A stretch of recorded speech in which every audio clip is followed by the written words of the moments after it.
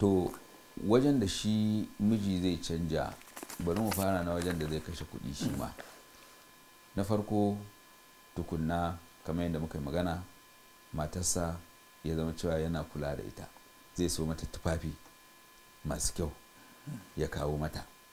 In zai sayo mata ɗan kit ɗin nan na kayan shafe-shafe da su jan baki da shauransu ya zo ya bata. Wannan ba ƙaramin sabanta wato soyayya su za ta yi ba, za ta dinga yi. Hakanan kuma ya mata mufaja'a bayan kayan ɗakinta sun tsufa da shauransu ya mata bazata kenan. Kawai ya sasso kayayyakin hidda ga ana saukewa kamar an kawo kayan wata amarya daban. Ya ce mata to kayan ɗakin ki na ga ya tsufa, wannan ki iba ko ki kyautar da su ko ki wasu abubuwan da su, ga wa'annan ki canja su. Ko kuma zai iya yin ba ya ce ai ga kayan wata amarya nan da in gaban ta ya riga faɗi kuma goya ce mata aiki ce to ƙarshe matsala za ta samu. Amma yake wannan kayan wata amarya ce na kawo a kawo, za ki ganta nan ba da daɗewa ba za a kawo min ita, na auro ta ne. Za ta sha mamaki, to a ina za a saka a wannan ɗakin za ta zauna, to ni ina za je ke mai a nan ɗakin za ki zauna. To ala kulli halin dan wasanni da shauransu. Abu na gaba da yake ƙara jaddada soyayya wanda mu mutanenmu ba su ɗauke shi da muhimmanci ba shine fita da mace, a tafi da ita unguwa, a tafi da ita wani yanayi, ta je ta sheƙi wani iskan ko lambu, ka gane? Ko da misali mu ɗauki Kano ko abin nan inda suke da gidan zu, ka ɗauke ta ku tafi gidan zu, ta je ta ga namun daji, ta ga abubuwa da shauransu. In abun mai yiwuwa ne inda za ka yi tafiya ka tafi da matarka. To wannan a yayin da za ku dawo, in kuka dawo za ka ga cewa kun dawo kun jaddada kun sabanta sha'anin soyayyanku, komai ya zama daidai, yana tafiya kuma daidai. Sannan shi ma daga cikin abubuwan da zai yi gyara kalmominsa, kamar yadda waccan kake faɗa take rubuta, shi ma ko da yaushe ya ɗauki waya ya ɗan kira ta, kina da lafiya, ba wani abu da ya same ki, rabin raina menene kaza da kaza, to ga nan zan taho. A'a, wannan dan sweet heart inda suke faɗa yanzu.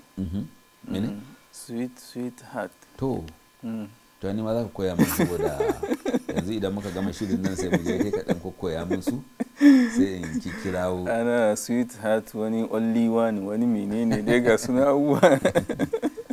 So kowanne akwai zamaninsa, kalmomin akwai na zamani, akwai na wanda kai za ka yi amfani da shi, akwai wanda kuma 'ya'ya suke amfani da shi.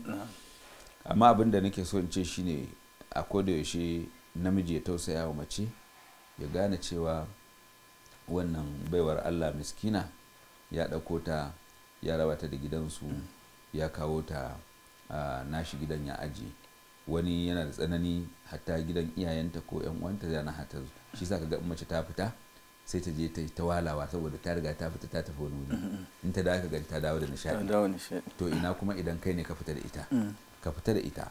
Hannan kuma in gidanku akwai yalwa, ba gidan haya ba ne, ba matsi, ka yi wani abu da za ku dinga motsa jiki da ita.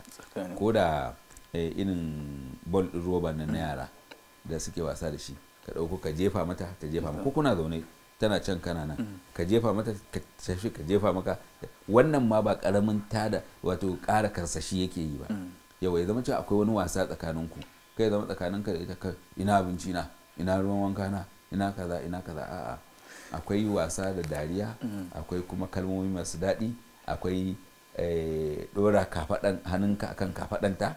Ba sai lallai zata, mun yi magana akan yawanci mazaje zai wahala ka ga namiji ya ɗauki abinci haka yana bai wa matarsa. Muka ce in ka ga haka to bata da lafiya ne, bata iya ci, shine zai ɗauka.